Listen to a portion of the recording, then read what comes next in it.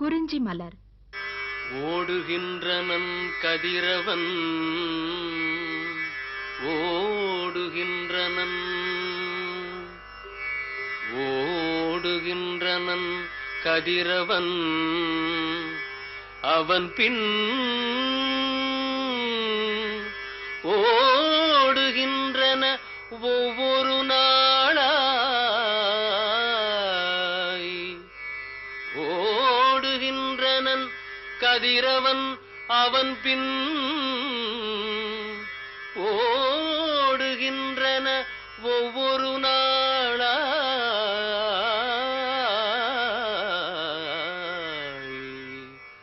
வீடுகின்றன என் செய்வோம் இனி எவ்வெய்ய கூற்றுவன் வெகுண்டிடில் என்றே வீடுகின்றன என் செய்வோம் இனி எவ்வெய்ய கூற்றுவன் வெகுண்டிடில் என்றே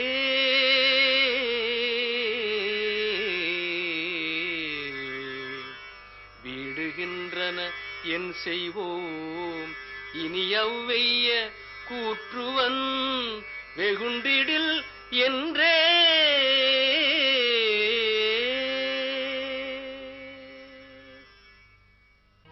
பொன்னார் மேனியனே புலித்தோலை அரைத்து செய்து பொன்னார் மேனியனே புலித்தோலை அரைத்து செய்து நின்னார் செஞ்சடை மேல் எழில் கொன்றை அணிந்தவனே நின்னார் செஞ்சடை மேல் எழில் கொன்றை அணிந்தவனே மன்னே மாமணியே வடபாடியுள் மாணிக்கமே மன்னே மாமணியே வடபாடியுள் மாணிக்கமே அன்னே உன்னை எல்லாம் இனி யாரை நினைத்தேனோ உன்னார் நெறியலே நம பார்வதி பதையே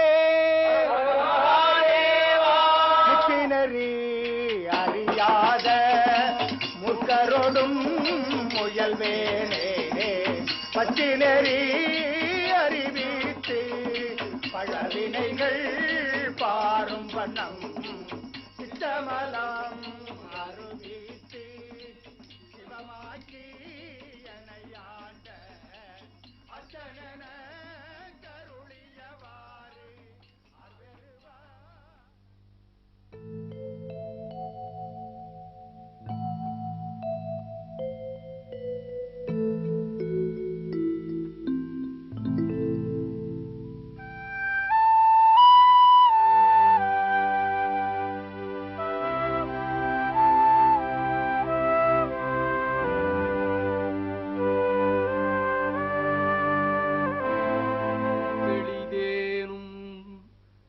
பாகும் பருப்பும் இவை நாளும் கலந்துனக்கு நான் தருவேன் கோலம் செய் துங்க கரிமுகத்து தூமணியே நீ எனக்கு சங்கத்தமிழ் மூன்றும் தா.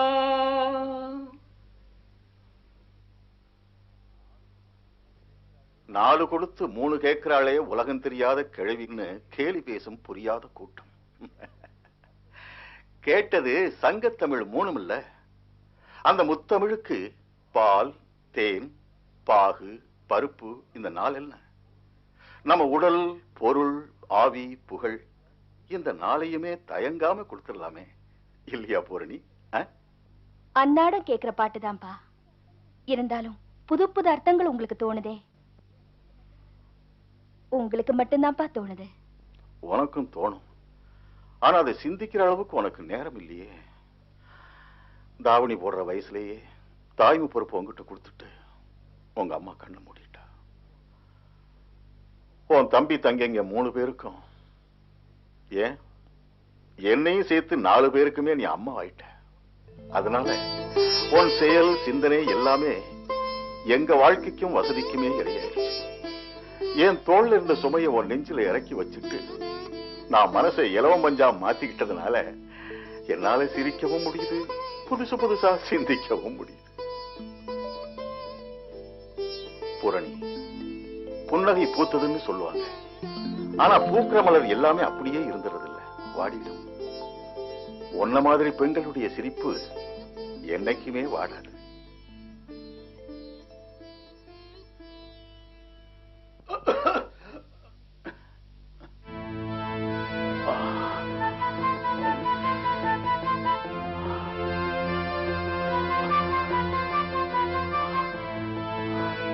என்னப்பா, என்ன செய்யுது?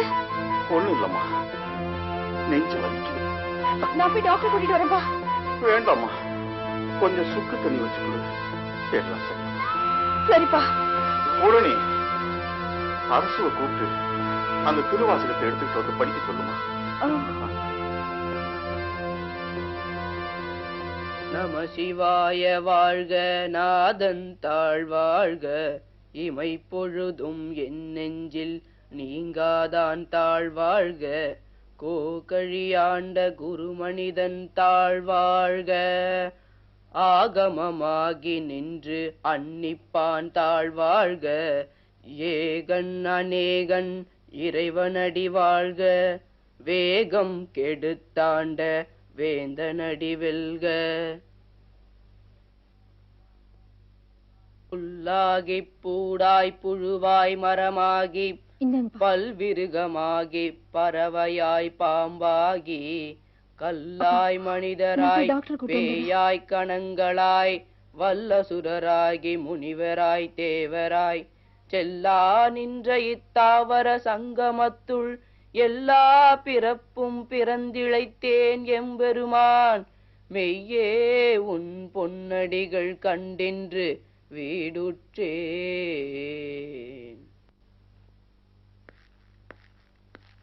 பூவின் நாற்றம் போன்றுயர்ந்தெங்கும் ஒளிவர நிறைந்து மேவிய பெருமை இன்றெனக் கெளிவந்தருளி அழிதரும் ஆக்கை ஒளியச் செய்த உன் பொருள் இன்றெனக் கெளிவந்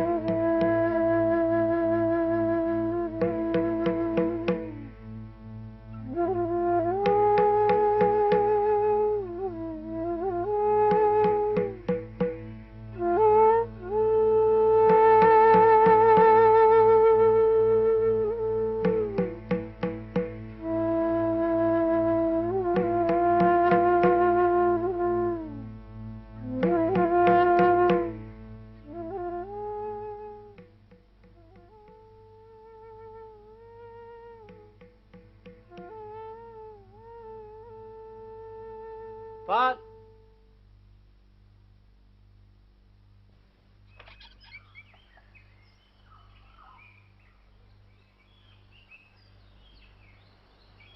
விளையாட்டு போல 25 நாள் ஓடி போயிடுச்சு. கருக்கல் நேரத்துல ஐயா கையில பாத்திரத்தோட சிரிச்ச முகத்தோட வந்து நிக்கிறப்போ கடவுள் தரிசனம் கிடைச்ச மாதிரி இருக்கும். பால் பாத்திரத்துல இருக்கா இல்ல அவர் சிரிச்ச முகத்துல இருக்கான்னு எனக்கே புரி தட்டி போகும்.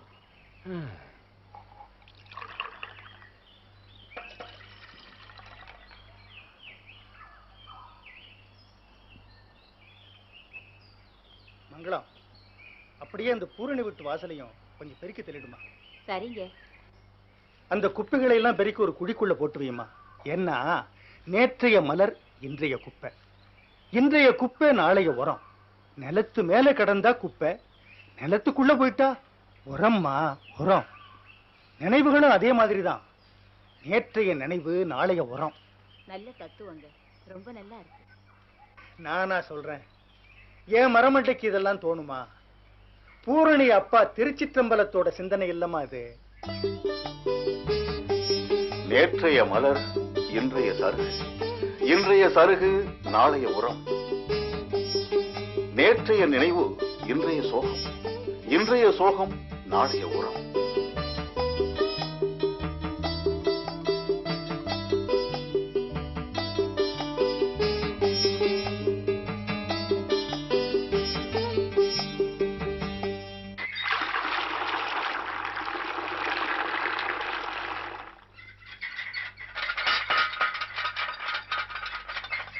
நான் ஒரு விடுகதை சொல்வேன், அதுக்கு பதில் சொல்லணும்.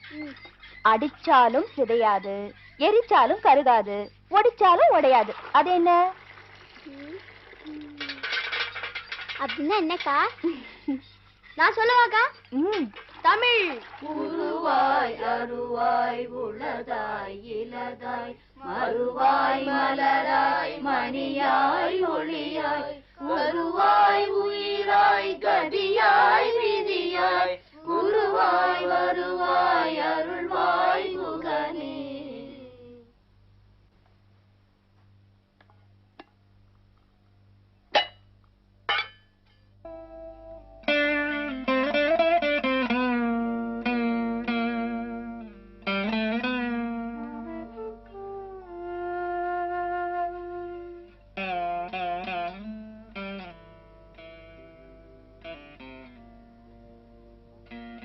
அக்கா நீ சாப்பிடல?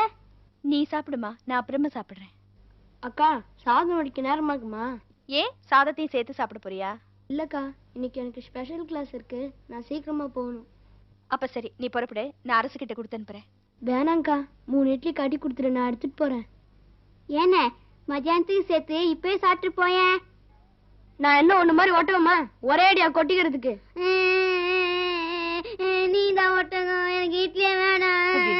அழக்கூடாது செல்லா, நான் உன்னை திட்டிடுறேன். என்ன என்ன குழந்தை ஒட்டகம்னு சொன்ன? நீ தான் ஒட்டகம், கழுத, குதிரை இல்ல. அவனை திட்டிட்டே இல்ல. சாப்பிடுமா, சாப்பிடு, ஒழுங்கா சாப்பிடணும். டேய் சம்பந்தா, உனக்கு நான் இட்லி கட்டி எடுத்துட்டு வரேன், குழந்தை அழ விடாத. என்ன?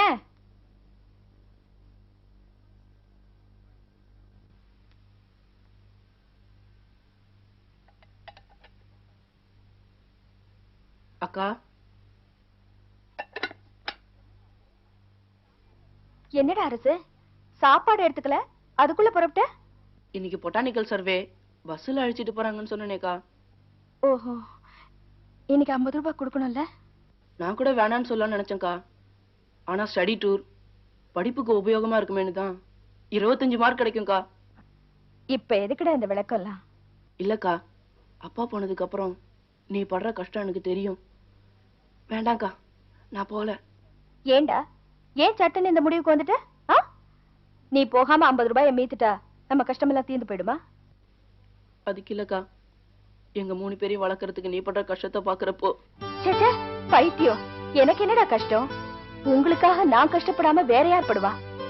அரசு, நம்ம அம்மா இறந்தப்போ அப்பா என்ன சொன்னாங்க தெரியுமா? பூரணி, இனிமே இந்த குழந்தைங்களுக்கு நீதாம்மா அம்மா, இதுங்களை வளர்த்து ஆளாக்க வேண்டியது உன் பொறுப்புன்னு சொன்னாங்க. அன்னையிலிருந்து உங்க 3 பேரையும் என் குழந்தைங்களா நினைச்சுதான் நான் வளர்க்கிறேன்.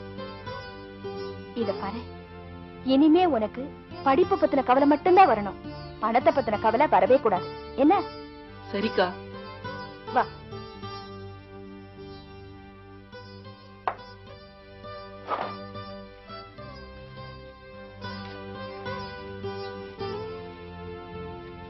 இந்தா வச்சுக்க, பத்திரமா போயிட்டு வா. போற இடத்துல கூட்டத்தோட தான் இருக்கணும், தனியா எங்கேயும் போக கூடாது. ஜாக்கிரதையா போயிட்டு வா. என்ன? சரிக்கா, வரேன்.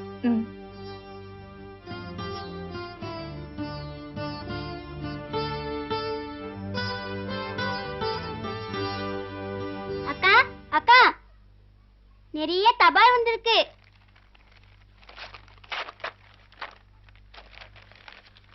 அக்கா, இப்பெல்லாம் ஏன்க்கா இவ்வளவு தபால் வருது? அப்பா இறந்திருந்தா இவ்வளவு கடிதங்களுக்கு அவசியமே இருந்திருக்காது. கலங்கரை விளக்கம் காற்றில் அணைந்துவிட முடியுமா? முடியும் என்பதை கூறுகிறது பேராசிரியரின் மறைவு. இளம் தலைமுறை இருட்கடலில் தத்தளிக்கிறது. கண்ணீருடன்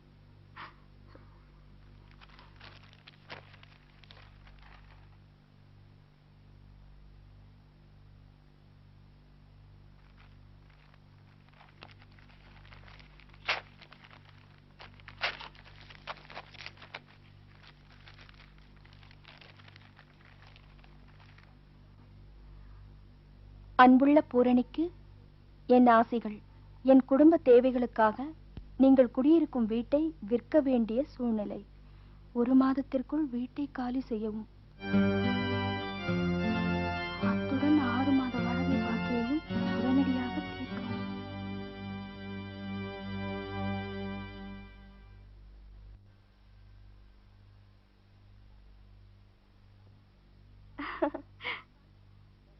வாங்க மாமா, வாங்க. அப்பா இருக்காங்களாமா? இருக்காங்க. அப்பா, வீட்டுக்கார மாமா வந்திருக்காங்க. உட்காருங்க மாமா, மோர் கொண்டறேன். இருக்கட்டுமா? வாங்க வாங்க. இப்படி உட்காருங்க. நீங்க என்னை தேடி வந்ததா வீட்டுல சொன்னாங்க. ஒண்ணும் இல்ல, இந்த மாசம் வாடகை கொடுக்க முடியல, அடுத்த மாசம் சேர்த்து கொடுத்துறேன்னு சொல்றதுக்காகத்தான் வந்தேன். இந்தாங்க மாமா. என்னங்க இது? இதுக்காக நீங்க வீடு வரைக்கும் வரணுமா?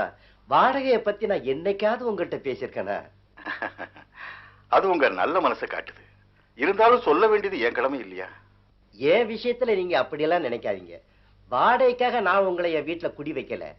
எனக்கு பணம் பெருசு இல்லைங்க, உங்க நட்பு தான் முக்கியம். நீங்க என் வீட்டுல குடி இருக்கிறது எனக்கு எவ்வளவு பெருமை தெரியுமா? உண்மையை சொல்றேன்னு, என் வீட்டுல தமிழ குடி வச்சிருக்க ஐயா அப்படின்னு தான் என் நண்பர்கள்ட்ட எல்லாம் சொல்லிட்டு இருக்கேன். ஏங்க, தமிழ குடி வைக்க வாடகை வாங்கலாமா? வாடகை வேண்டாம்னு சொல்றது உங்க அன்பு, வாடகை கொடுக்கணும்னு சொல்றது என் பண்பு. ரெண்டும் அவங்கவங்க நிலையில அவசியம் தானுங்களே. நீங்க பேராசிரியர், உங்கள்கிட்ட நான் பேசி ஈடு கொடுக்க முடியுமா?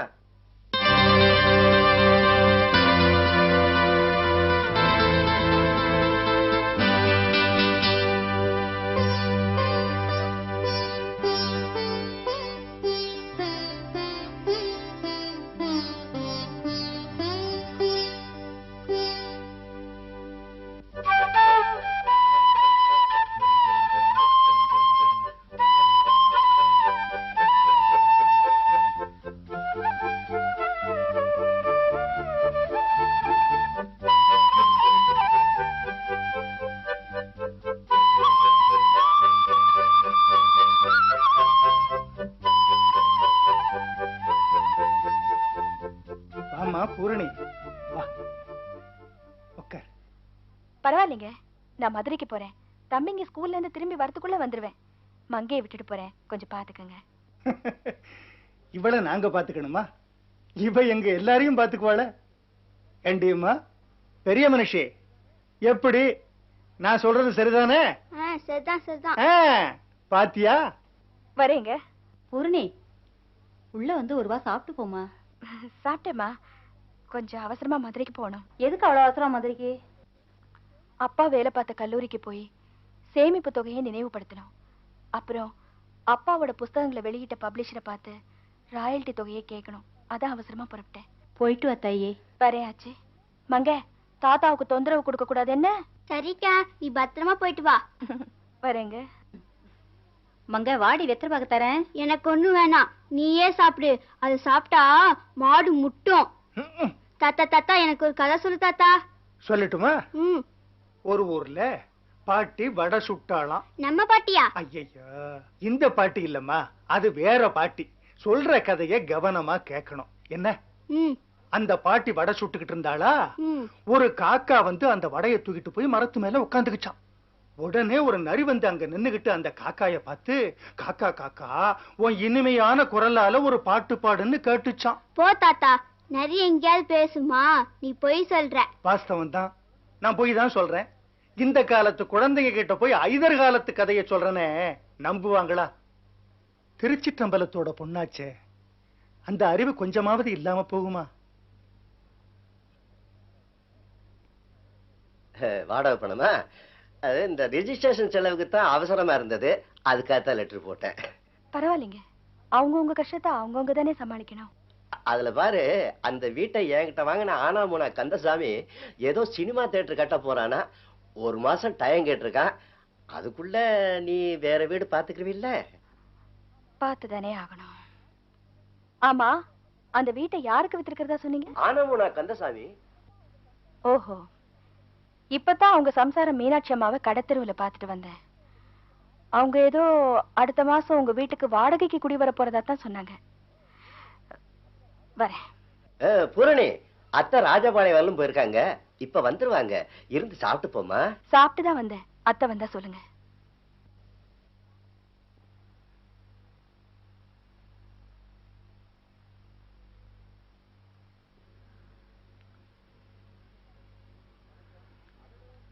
வணக்கம் சார். வணக்கம். அடடே, வாமா வா. பூரணி உட்கார். மத்தியானம் சாப்பாட்டுக்கு அப்புறம் நானே உங்க வீட்டுக்கு வரலாம்னு நினைச்சேன். இந்த நலவன்பா நாயின்னு ஸ்கிரிப்ட் எழுதிருக்காரு உங்க அப்பா. போன மாசம் சொன்னாரு. அதை வாங்கி பப்ளிஷ் பண்ணலாம்னு இருக்கேன். ஏற்கனவே போட்ட புத்தகங்களுக்கே 2 வருஷமா ராயல்டி பணம் பாக்கி இருக்கு. அத முதல்ல கிளியர் பண்ணா நல்லா இருக்கும். அட என்னம்மா நீ ஏதோ 500 1000 அட்வான்ஸ் வாங்கிட்டு ஸ்கிரிப்ட கொடுப்பியா? பழைய கணக்கெல்லாம் கேட்டுக்கிட்டு. முன்ன பிரசுரமான 27 புஸ்தகங்களுக்கும் கணக்கு தீத்துட்டா புது புஸ்தகத்தை பத்தி நான் யோசிச்சு சொல்றேன். இத பாருமா, மர்ம கதைகளுக்கும் செக்ஸ் கதைகளுக்கும் தான் இப்ப மவுசு. நான் ஒருத்தன் தான் தமிழ் இலக்கியத்தை கட்டிட்டு மாரடிக்கிறேன். உங்க அப்பாவோட புஸ்தகங்களோட இன்னும் 1 2 சேர்த்து போட்டு உனக்கு 1000 2000 உதவலாம்னு நினைச்சா நீ என்னமோ. உங்க அனுதாபம் எனக்கு தேவையில்லை. எனக்கு தேவை பழைய பாக்கி. அப்போ அதை தீக்காம புது ஸ்கிரிப்ட் தரமாட்ட. கணக்க தீத்துட்டு போகணும் தான் வந்தேன். புது கடனை ஏற்படுத்திக்க வரல. பணம் என் கணக்குல சேர்ந்தா திரும்ப உங்க அப்பா பங்கு அனுப்புறதுக்கு. இதுக்கு மேல நீங்க காலம் கடத்தினா சட்டப்படி நான் நடவடிக்கை எடுக்க வேண்டியிருக்கும். வக்கீலுக்கு கொடுக்கவும் இன்னும் 2 ஸ்கிரிப்ட வித்தா தானமா பணம் வரும். உங்க அப்பா எழுத்த தர விக்கிறதுக்கு வேற என்ன இருக்கு? உன்னையும் உன் தம்பி தங்கைகளையும் தான். ஐயா, நாக்குல நரம்பு இல்லாம பேசாதீங்க. அடட, நான் தப்பா ஒண்ணும் சொல்லலம்மா. உன்னையும் உன் தம்பி தங்கைகளையும் உங்க அப்பா நிராதரவா விட்டுட்டு போயிட்டாரு. இந்த நேரத்துல நீ முரட்டுத்தனமா நடந்துக்கிறது நல்லது இல்லைன்னு சொல்ல வந்தேன். நீங்க எனக்கு புத்தி சொல்றதுக்கு முன்னாடி முதல்ல இந்த புத்தகத்தை படிங்க.